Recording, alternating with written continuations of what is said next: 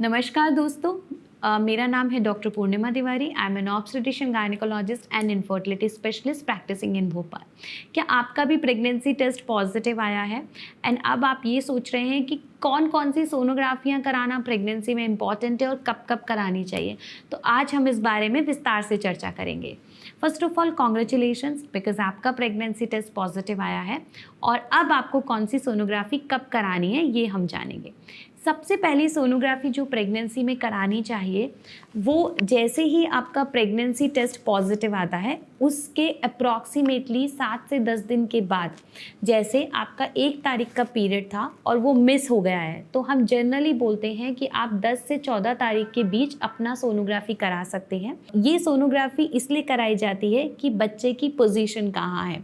बहुत बार क्या होता है कि प्रेगनेंसी टेस्ट पॉजिटिव आता है और प्रेगनेंसी बच्चेदानी यानी यूट्रस में नहीं होके यूट्रस के बाहर यानी ट्यूब में होती है। तो जो हम 7 से 10 दिन या 10 से 14 दिन के बाद की सोनोग्राफी आपको बता रहे हैं वो बच्चे की पोजीशन कंफर्मेशन के लिए होती है कि प्रेगनेंसी बच्चेदानी में ही ठहरी है। ये ज़रूरी नहीं है कि उसमें बेबी दिखे या बेबी की हार्ट बीट दिखे। अगर बेबी या हार्ट बीट दिख जाता है दैट्स वेल एंड गुड। अगर बेबी या हार्ट बीट नहीं दिखता है तो हम आपको फिर से एक सोनोग्राफी के लिए बुलाते हैं जो उस दिन से 14 दिन के बाद होती है। तो ये है पहली सोनोग्राफी। जैसे ही प्रेगनेंसी टेस्ट पॉजिटिव आता है, पीरियड्स मिस होते हैं उसके 7 से 10 दिन के बाद। दूसरी सोनोग्राफी अगर इसमें कुछ प्रॉब्लम आती है तो उसके 14 दिन के बाद अप्रॉक्सीमेटली 8 वीक्स पे।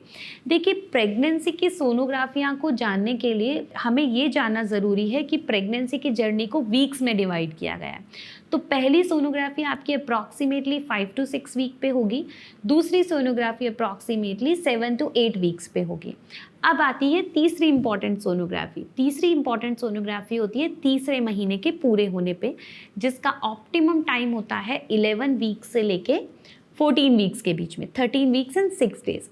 इस सोनोग्राफी को हम बोलते हैं लेवल 1 अल्ट्रासाउंड और NT-NB स्कैन। इसमें क्या होता है कि बच्चे के नाक की कुछ हड्डी और उसके गले की कुछ मोटाई चेक की जाती है, ये देखने के लिए कि बच्चे में कोई बनावटी खराबी तो नहीं है।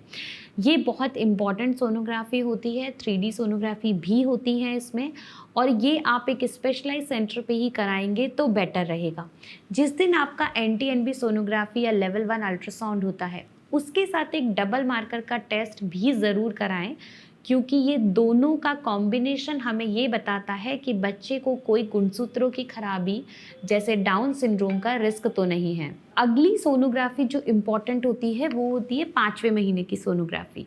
जैसे ही आपका 5वां महीना ख़त्म होता है उस समय पे हम बेबी का टारगेट स्कैन यानी एनॉमली स्कैन कराते हैं, और अगर वीक्स में देखा जाए तो 18 to 20 वीक्स के बीच में ये टारगेट स्कैन या एनॉमली स्कैन कराना इम्पॉर्टेंट होता है। अब एक सोनोग्राफी जो पूरी प्रेगनेंसी में सबसे इम्पॉर्टेंट होती है वो होती है टारगेट स्कैन या एनॉमली स्कैन, क्योंकि इसमें बेबी की डिटेल्ड स्टडी की जाती है कि उसको कोई और आनुवंशिक विकार तो नहीं है, कोई एनॉमली तो नहीं है।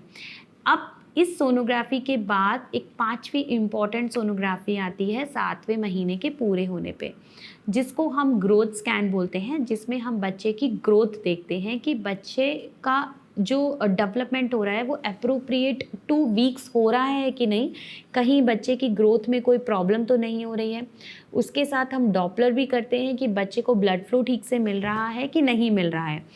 अब इसके बाद जो अगली इंपॉर्टेंट सोनोग्राफी होती है वो होती है 8वें से 9वें महीने के बीच, और जो फाइनल सोनोग्राफी होती है।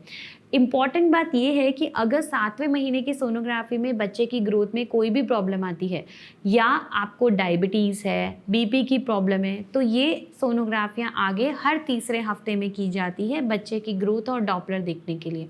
अगर सब कुछ ठीक चल रहा है तो आखिरी वाली सोनोग्राफी 8वें और 9वें महीने के बीच में होती है। आई होप आपको समझ आया होगा मोटा मोटा कि प्रेगनेंसी में टोटल कितनी सोनोग्राफियाँ और कब कब की जाती हैं। अगर आपको वीक्स कैलकुलेशन में कोई भी डाउट है तो आजकल बहुत सारी मोबाइल पे आप ऐप्स डाउनलोड कर सकते हैं, जिसमें आखिरी महीने का जो पहला दिन था, जिसको हम लास्ट मेंस्ट्रुअल पीरियड बोलते हैं, वो डेट डालेंगे तो आपको एग्जैक्ट वीक्स और डेज में आपके प्रेगनेंसी का ड्यूरेशन ये ऐप्स बता सकती हैं। And it will help you in trekking your pregnancy. मैं हर गर्भवती महिला को बोलती हूँ कि आप वीक कैलकुलेट करना तो सीख ही लें, बिकॉज उससे आपका प्रेगनेंसी जर्नी ट्रैकिंग बहुत ईजी हो जाएगा। आई होप आपको ये हमारा वीडियो पसंद आया होगा। So please don't forget to like and subscribe, और अगर कोई भी डाउट हो तो please put your questions in the comment box. Thank you.